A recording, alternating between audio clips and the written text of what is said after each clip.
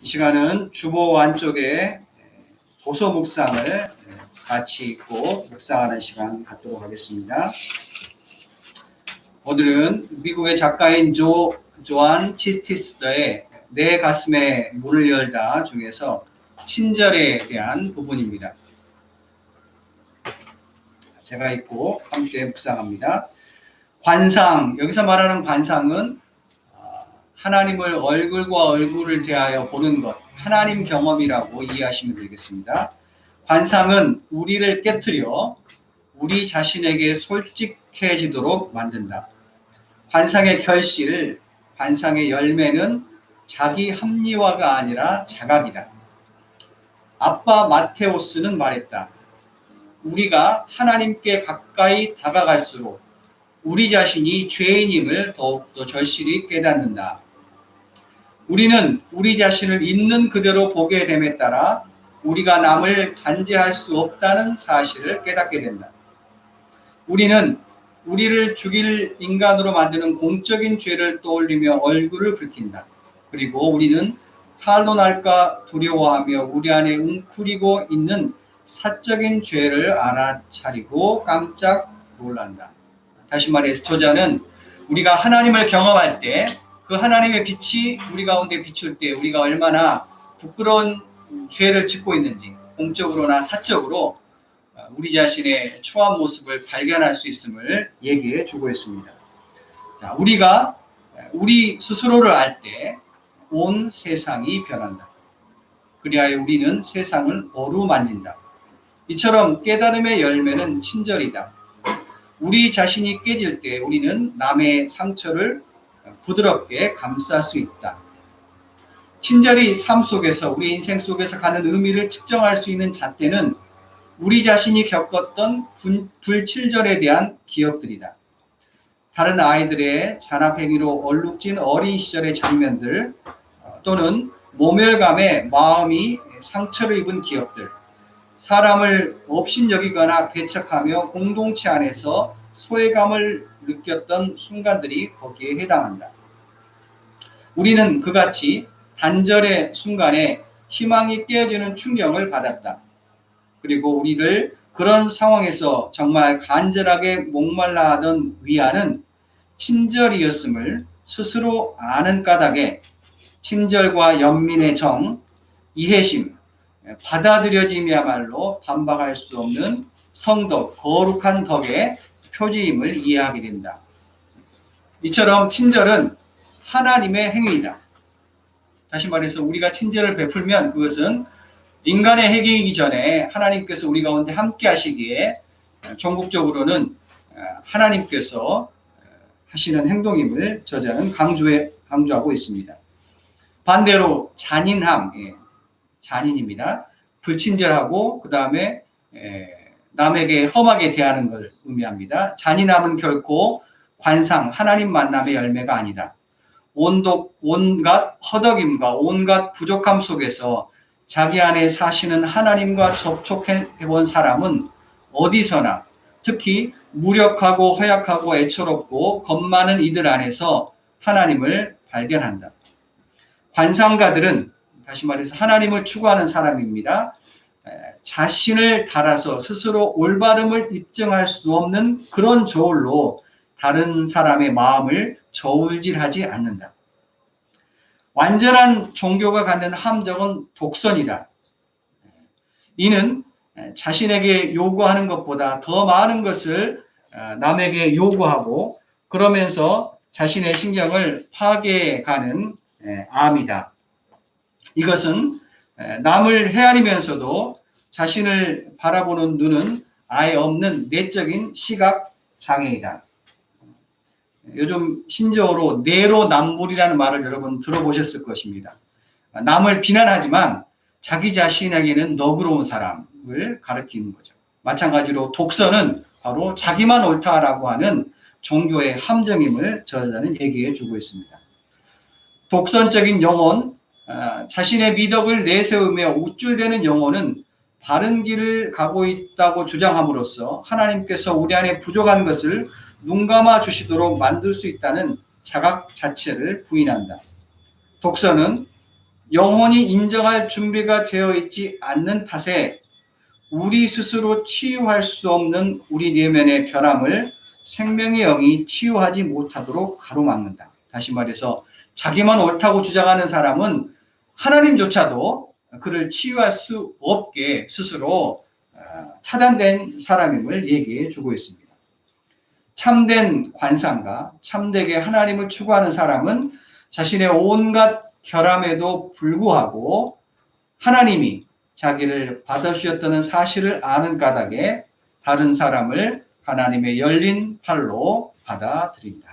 다시 말해서 진정으로 하나님을 추구하고 믿는 사람은 친절을 자연스럽게 베풀 수밖에 없음을 저자는 우리에게 얘기해 주고 있습니다. 간절히 바라기는 우리의 삶에, 우리의 인격 속에 친절이 자리 잡을 수 있기를 간절히 기원합니다. 이 시간은 주기도문으로 다 같이 우리의 소원을 주님께 아뢰시겠습니다. 하늘에 계신 우리 아버지, 아버지의 이름을 거룩하게 하시며 아버지의 나라가 오게 하시며 아버지의 뜻이 하늘에서와 같이 땅에서도 이루어지게 하소서.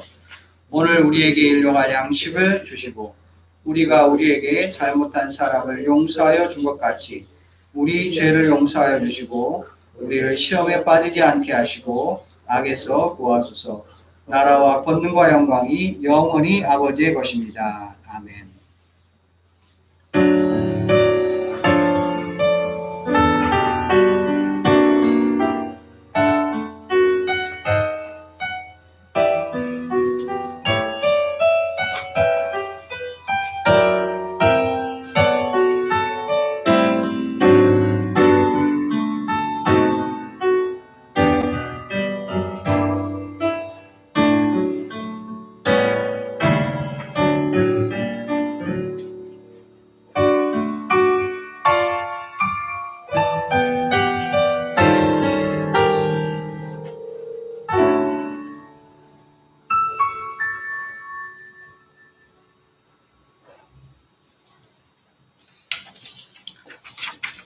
성경 말씀 같이 보시겠습니다. 주보를 참고하시길 바랍니다. 하나님께서 오늘 우리에게 주신 말씀은 신약성경 마태복음 1장 17절로 25절까지의 말씀입니다.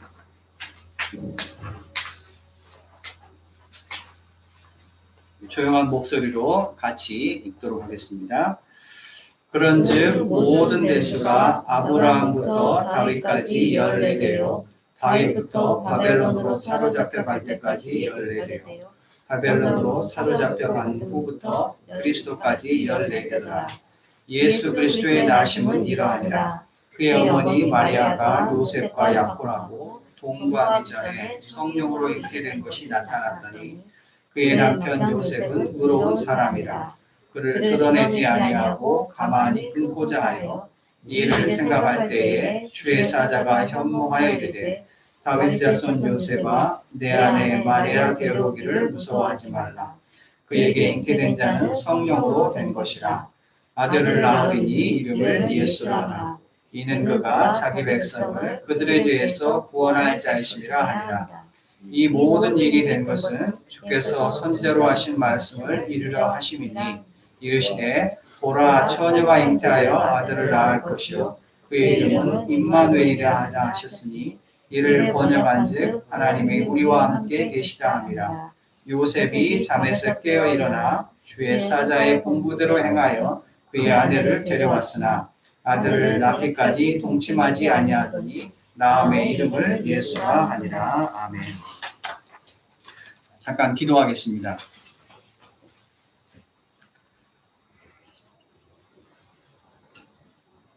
하나님 아버지, 주님의 은혜 가운데서 또 영성나무 교회가 설립되게 하시고 또 지난 4년간 함께 예배드릴 수 있도록 은혜 내주시니 감사합니다. 특별히 한옥에서 2년 동안 또 좋은 곳에서 예배하게 하시고 또 새로운 곳에서 오른 첫 예배를 드립니다. 하나님께서 이 장소와 우리의 모임을 주님께서 축복하여 주셔서 언제나 함께할 때에 주님의 은총과 사랑이 넘쳐날 수 있도록 역사하여 주시옵소서. 우리의 모임 가운데 임재하여 주시고 하나님의 평강과 하늘의 은총이 넘쳐날 수 있도록 우리가 함께 기도하며 또 걱정하며 서로 격려하며 나아갈 수 있는 귀한 공동체가 될 수 있도록 주여 축복하여 주시옵소서. 이 시간은 또 마태복음의 말씀을 통하여 예수 그리스도를 묵상하며 또 그분을 또한 다시 한번 기억하길 원합니다. 이 시간 주의 성령께서 우리의 마음 가운데 역사하여 주시옵소서. 예수 그리스도의 이름으로 기도하옵나이다. 아멘. 베트남 전쟁 당시 전쟁을 반대하였던 평화주의자이기도 하고 또 트라피스트 수도승이었던 토마스 머튼이라고 하는 자가 있습니다. 그가 쓴 7층 산이라고 하는 자신의 회심기는 현대인들에게 많은 감동을 주었던 또한 자서전이기도 합니다. 그가 쓴 책 중에 묵상의 능력, 기독교 묵상의 능력에 이러한 글이 있습니다. 기독교 묵상을 바로 이해하는 첫걸음. 다시 말해서 기독교 묵상이 무엇인가? 그것이 다른 종교의 묵상과 다른 점이 무엇인가? 그것을 알 수 있는 첫걸음은 예수 안에서, 예수라는 인격체 안에서 어떻게 하나님과 인간이 연합하는지 깨닫는 것이다 라고 얘기합니다. 자, 그러면서 그가 강조하고 있는 것은 그리스도인으로서 우리에게 필요한 것은 예수 그리스도에 대한 묵상과 또 그분의 생애에 대한 깊은 고찰이 있어야 됨을 지적해 주고 있습니다.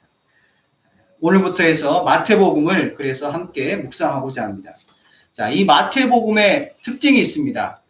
마태, 마가, 누가, 요한 네 가지 복음서가 있는데 마태복음만 가지고 있는 특징이 있습니다. 지금 이제 코로나 때문에 힘들고 어려운 상황인데 백신 접종률이 가장 높은 나라가 이스라엘입니다. 지난 주간에 그런데 이스라엘에서 큰 사고가 일어났습니다. 그것은 라그마 오메르라고 하는 유대인의 축제가 열렸는데 거기서 10,000명이 모여야 되는데 그 장소에 10만 명이 모여서 많은 사람들이 다쳤습니다. 제가 왜 이야기를 하냐면 바로 이스라엘 유대교에서 예수 그리스도를 믿는 사람들을 위하여서 쓰여진 성경이 바로 마태복음입니다. 그래서 마태복음에는 유대교에 익숙한 구약 성경이 무려 100회 이상 등장하고 있습니다. 자, 23절을 한번 보시길 바랍니다. 23절에 이렇게 나와 있습니다. 보라, 처녀가 잉태하여 아들을 낳을 것이요 그의 이름은 임마누엘이라 하리라 하셨으니 이를 번역한즉 하나님이 우리와 함께 계시다 함이라. 이 말은 마태의 말이 아니라 700년 전, 예수의 나시기 700년 전 이사야 선지자가 이사야 7장 14절에서 예언한 내용입니다. 이처럼 마태복음에는 구약의 성경을 100번 이상 인용하고 있습니다. 그것이 바로 마태복음의 특징입니다. 자, 마태복음의 특징의 두 번째는 바로 족보입니다. 제가 안시인데 사람들은 물어봅니다. 어디 안시입니까? 우리나라는 이처럼 그 사람의 신원을 확인하기 위해서 족보를 사실은 강조하고 있습니다. 동일하게 유대인의 관습도 족보를 강조하였습니다. 자, 예를 들어서 구약의 선지자 스바냐를 설명할 때 이렇게 설명합니다. 스바냐는 히스기야의 현손이요 아마라의 증손이요 그다라의 손자요 구시의 아들이었더라. 이처럼 기본적으로 유대인들의 관심은 족보를 중요하게 여기는 것입니다. 그러기에 예수 그리스도의 족보를 마태복음 1장 1절부터 17절까지 장황하게 적고 있는 것입니다. 1장 1절에 이렇게 나와 있습니다. 아브라함과 다윗의 자손 예수 그리스도의 세계라. 아브라함은 이스라엘 민족, 히브리 민족의 시조입니다. 그리고 다윗은 그들이 가장 존경하고 그리고 다윗의 시대를 꿈꿉니다. 그러기에 마태는 아브라함과 다윗을 언급하고 있는 것입니다.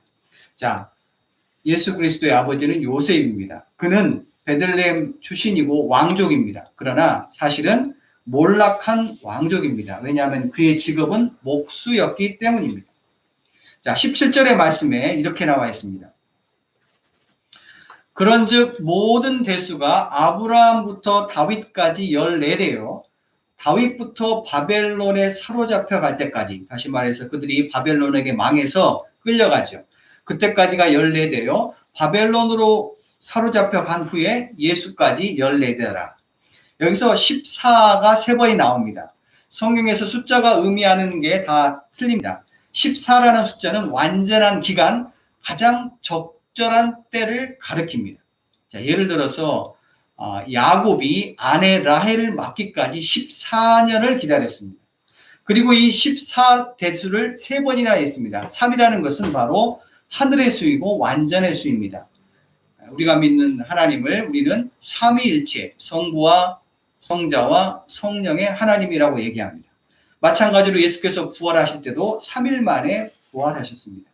다시 말해서 예수의 족보를 언급하면서 가장 적절한 시기, 가장 적절한 타이밍은 인간의 손에 있지 않다라는 것입니다. 오직 하나님의 섭리, 하나님의 신비의 계획 안에 있는 것입니다. 그러기에 믿음은 그 하나님의 뜻이 이루어질 때까지 인내하고 기다리는 것임을 마태는 우리에게 강조하고 있는 것입니다. 야고보서 5장 11절입니다. 보라, 인내하는 자를 우리가 복되다 하나니 욥의 인내를 들었고 주께서 주신 결말을 보았거니와 주는 가장 자비하시고 긍휼히 여기시는 이시니라. 욥이 고난 가운데 다시 회복할 수 있었던 것, 그것은 바로 인내, 잘 참고 믿고 기다렸기 때문입니다. 자, 여기까지가 바로 마태복음 1장 전반부의 내용이고, 두 번째 후반부의 내용은 예수 그리스도의 나심, 특별히 태몽에 대한 얘기입니다. 우리가 알듯이 아이를 가지기 전에 엄마, 산모가 꿈을 꾸거나 아니면 남편이 꿈을 꾸거나 심지어는 다른 사람이 태몽을 꾸는 경우가 있습니다. 자, 오늘 본문의 경우는 바로 아버지가 태몽을 꾸게 됩니다. 마리아와 요셉 두 남녀가 약혼을 합니다. 그런데 불행하게도 그들이 동거하기 전에 마리아가 임신한 사실이 드러나게 됩니다. 모세 율법에 따르면 마리아는 돌에 맞아 죽을 상황이었습니다. 요셉은 결정해야 됐습니다. 그의 결정이 19절에 나와 있습니다. 요셉은 의로운 사람이라 그를 드러내지 아니하고 가만히 끊고자 하여 요셉은 이처럼 마리아를 살리기 위해서 조용하게 파혼을 결심했습니다. 그렇게 파혼을 결심한 날 저녁에 그가 꿈을 꾸게 됩니다. 그 꿈속에서 천사가 나타납니다. 그리고 이야기합니다. 요셉아, 네가 도대체 무엇을 두려워하느냐? 너의 사랑하는 아내 될 마리아의 잉태는 성령으로 된 것이니 그녀와 결혼하는 것을 두려워하지 말라고 요셉을 위로하시고 격려하십니다. 용기를 주십니다. 심리학자 칼 융이 이러한 얘기를 합니다. 중요한 것은 무엇이 주어졌는가가 아니라 주어진 것을 어떻게 사용하는 것이다. 다시 말해서 사람마다 다 주어진 환경과 여건, 재능이 다릅니다. 중요한 것은 무엇을 주어졌느냐가 아니라 얼마나 큰 능력을 가지고 있느냐가 아니라 어찌되었든지 하나님이 각자에게 주신 상황을 어떻게 잘 사용하고 대응하냐의 문제라는 것입니다. 칼 융은 계속해서 이렇게 얘기합니다. 당신이 가장 두려워하는 것을 찾아라. 진정한 성장은 그 순간부터 시작되기 때문이다. 요셉은 자신의 두려움을 회피하지 않았습니다. 그리고 꿈속에서 만난 천사의 음성에 순종하였습니다. 그의 도전과 결심이 메시아 탄생에 놀라운 역사를 가능하게 했습니다. 여러분의 삶 속에 무엇을 두려워하십니까? 그 두려움을 가지고 도망가지 마시고 또한 멈추지 마시고 그 두려움에 직시하시고 그 두려움을 통해서 주님 앞에 눈물로 기도하시고 그 두려움을 통하여 하나님의 결말을, 하나님의 인도하심과 하나님의 기적을 목도할 수 있는 저와 여러분이 될 수 있기를 간절히 부탁드립니다. 기도하시겠습니다.